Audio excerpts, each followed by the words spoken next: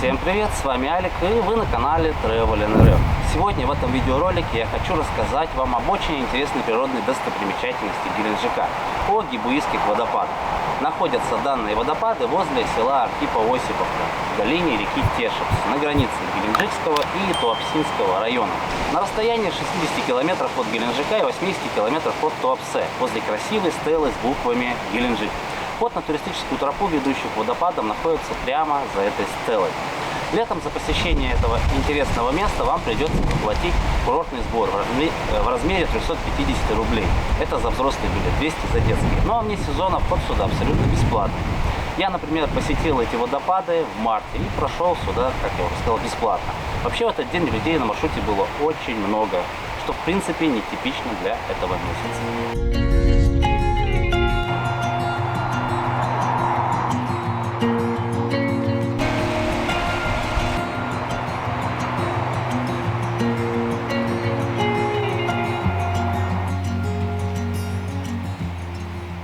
Наверное, будет интересно узнать о происхождении названия водопадов. Так вот, их название связано с горой Гебуис, высота которой 735 метров.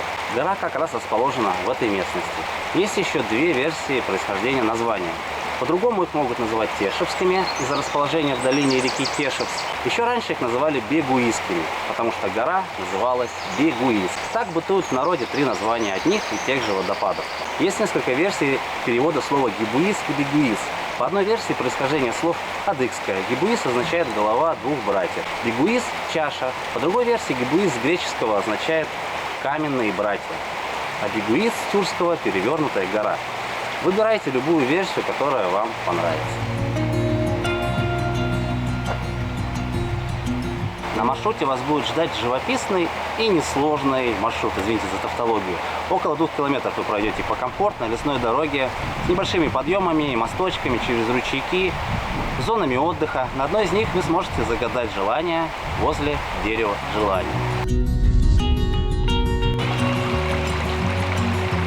Как я уже и сказал, маршрут несложный, хотя, думаю, не все со мной согласятся, так как приходится постоянно подниматься вверх, а подъем во многих местах достаточно чувствительный для дыхательной системы, и появляется закономерная одышка. Этим данный маршрут и отличается, скажем, от похода на водопады реки Жанне в селе Возрождение. Там тоже есть подъем, но он такой плавный, что вы его даже не ощущаете. Хотя маршрут там и длиннее на 1,5 километра.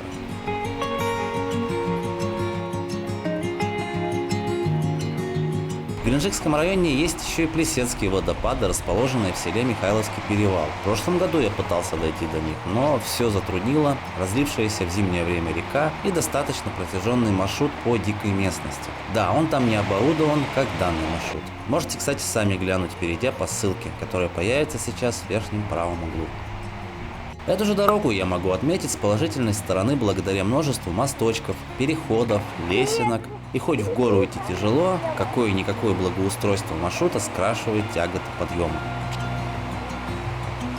Ой, я в грязь влезла, не ходите за мной.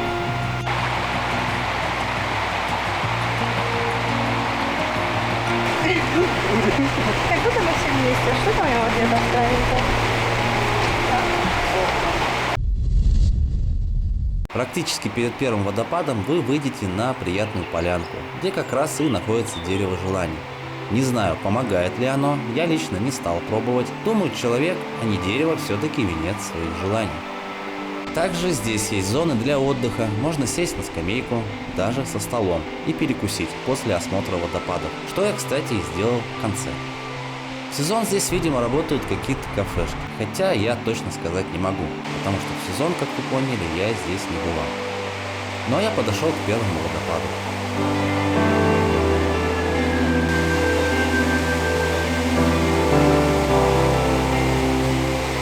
Я сейчас нахожусь рядом с водопадом под названием Шнурок.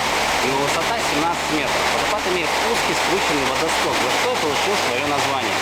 На солнце он переливается золотыми и серебряными брызгами. По лестнице вверх можно легко подняться на его вершину и пройти к следующим водопадам.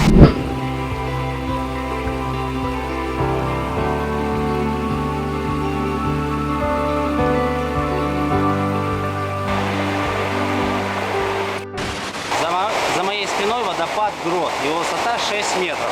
Говорят, что его любил посещать Владимир Высоцкий. Но думаю, что это просто красивая легенда, не более того. Водопад притягивает к себе каким-то особым покоем. Из широкой скалы с небольшими пещерами вытекают ручейки, сливаясь воедино в большую каменную чашу. В кристально чистой воде купаются с таким удовольствием, что чувствуют себя не только бодрыми, но и помолодевшими на годы. Перейдемте к последнему водопаду.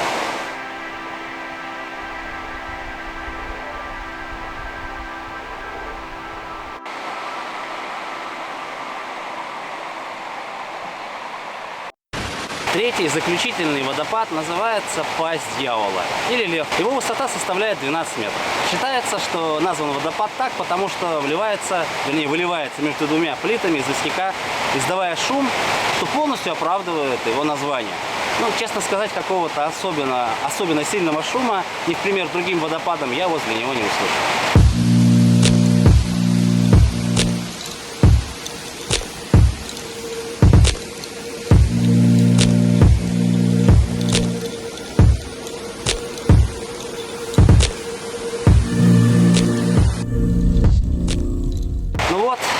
Так, я надеюсь, что вам этот ролик понравился и вам было интересно. Если это так, то ставьте лайк, подписывайтесь на канал, нажмите колокольчик, чтобы не пропустить следующие видео.